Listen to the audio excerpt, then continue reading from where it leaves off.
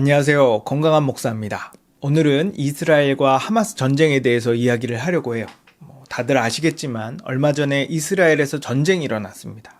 팔레스타인 가자 지구에 있는 무장 세력 하마스가 기습적으로 이스라엘 영토를 향해 5,000발의 미사일을 쏘고 수백 명의 사람을 납치해서 인질로 삼는 끔찍한 사건이 벌어졌죠. 이에 분노한 이스라엘은 곧바로 가자 지구에 포격을 가하고 전쟁을 선포했습니다. 아마 관심이 있으신 분은 저보다 더 자세히 알고 있을 거예요. 하루빨리 이 전쟁이 끝나고 더 이상 전쟁으로 죽거나 고통받는 사람이 없길 바랍니다. 제가 이 영상을 찍는 이유는 몇몇 이단 혹은 극단적인 사람들이 이스라엘 하마스 전쟁을 이상하게 해석해서 기독교인을 미혹하고 혼란을 주고 있기 때문이에요. 유튜브에는 몇몇 극단적이고 신비주의적인 기독교 채널들이 있습니다. 거기서 올린 영상을 보면 이스라엘 하마스 전쟁을 요한계시록에 나오는 곡과 마곡의 전쟁 또는 아마겟돈 전쟁의 서막이라고 주장해요. 그래서 조만간 세계 제3차 대전이 일어날 거라고 말합니다. 거의 확실하대요. 그러니 이스라엘을 위해 기도해야 한다고 주장합니다. 지금 뉴스를 보면 각 나라가 어느 편을 지지할 건지에 대해 큰 관심을 가지고 있어요. 특히 미국같이 다민족 국가는 이스라엘을 지지하는 무리들과 팔레스타인을 지지하는 무리들이 확연하게 나뉘고 있습니다. 이렇게 나뉘는 현상을 보고 이 극단적인 신비주의자들은 이스라엘을 지지하는 편은 하나님의 편의 선자들이고 팔레스타인을 지지하는 편은 사탄의 편의 선자라고 말해요.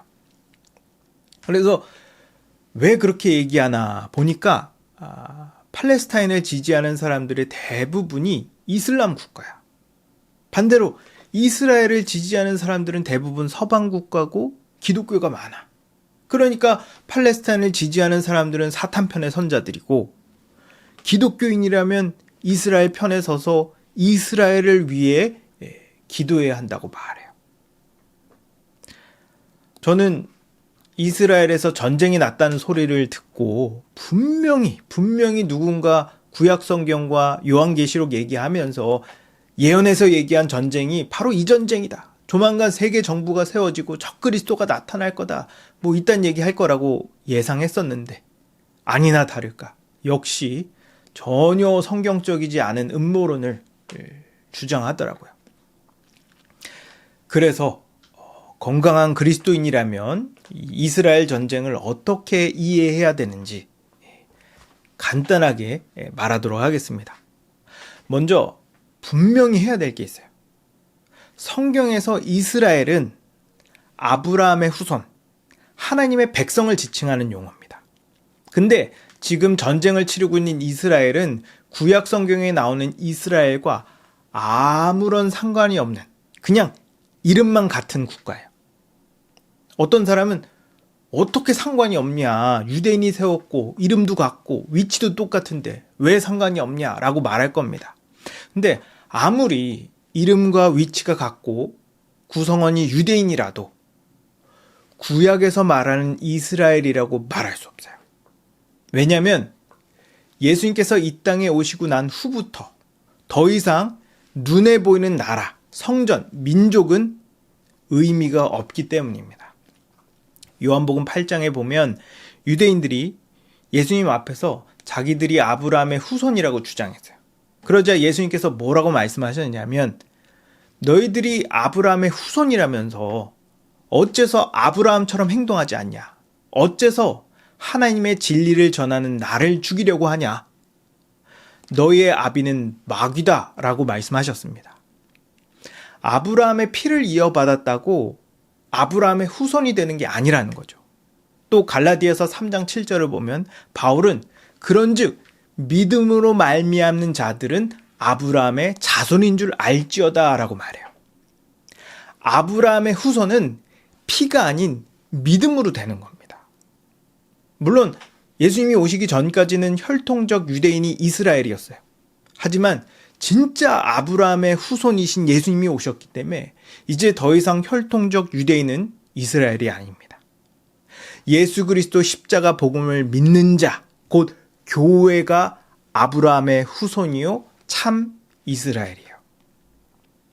성경이 너무 분명하고 확실하게 교회가 아브라함의 자손이라고 거듭거듭 강조하고 있는데, 아니 왜 기독교인이 아직도 저기 중동에 있는 나라를 성경에 나오는 이스라엘로 생각하는지 저는 도무지 이해가 안 갑니다. 유대인이 그렇게 주장하면 뭐 이해라도 하지. 이게 다 성경을 띄엄띄엄 대충 보니까 이러는 겁니다.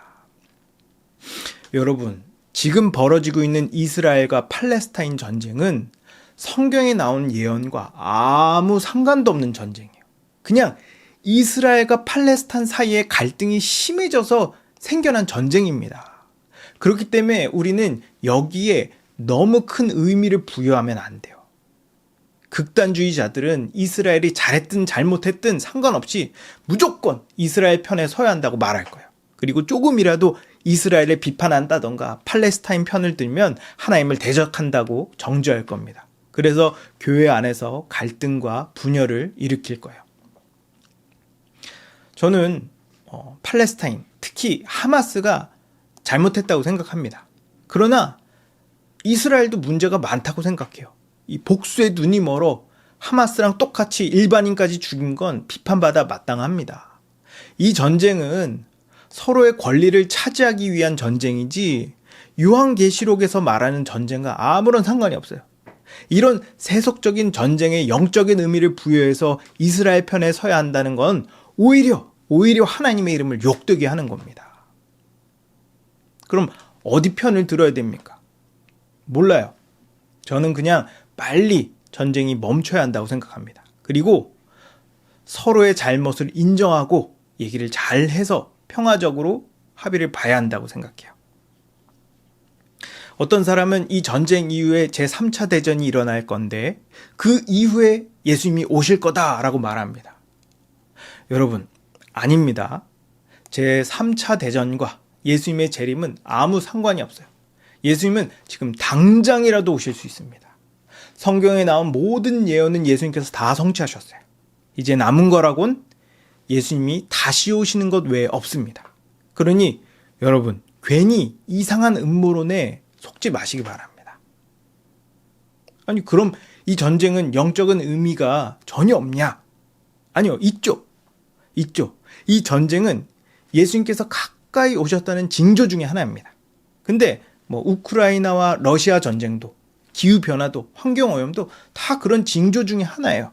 그러니 이스라엘 전쟁에 그 이상의 과도한 의미를 부여할 이유가 하나도 없습니다. 어쨌든 이 전쟁이 예수님께서 곧 오신다는 징조인 건 맞으니까 여러분 이제 잠에서 깨시기 바랍니다. 그리고 예수 그리스도의 오심을 준비하세요. 교회 안에서 신앙생활 잘 하시고 서로 사랑하시며 이웃에게 복음을 전하시기 바랍니다. 빨리 전쟁이 끝나서 그 땅에 하나님의 은혜가 임하길 기도하시길 바라요. 감사합니다.